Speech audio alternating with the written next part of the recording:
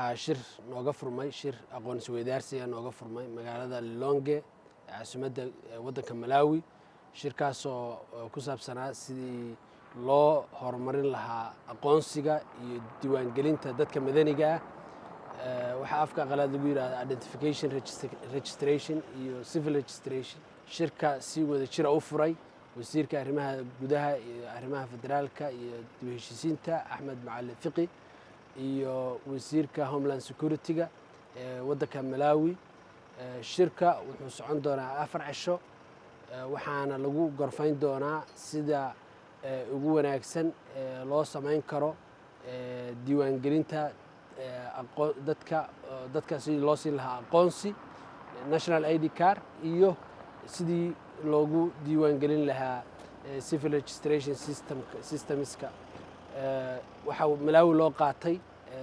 waxay ku guuleysatay inay muddo sanad ah ku diiwaangeliso 9 milyan oo qof muddo sanad gudaheed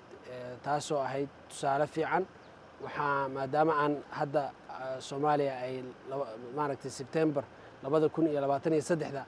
ay maaragtay launch gareysay nidaamkeeda aqoonsiga waxa qorshuhu yahay in la balaariyo si 15 milyan loo diiwaan gelin karo 2026 ujeedku waxa weeye shirka in wax laga barto caqabadihii iyo ay la kulmeen iyo sidii uga gudbeen iyo sidii ugu fududeeyay maaragtay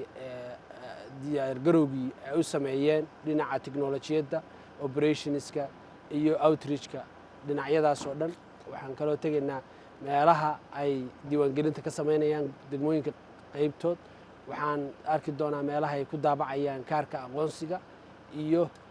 maaragtay meelaha ay ku diiwaangelinayaan dadka madaniga ah ay ku diiwaangelinayaan carruurta dhashay iyo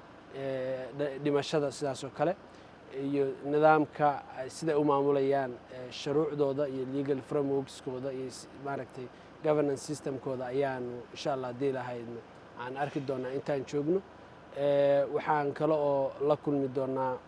waxa weeye mas'uuliyiin kala duwan oo dawladda ah oo aanu maaragtay kulamo la qaadan doono sida aanu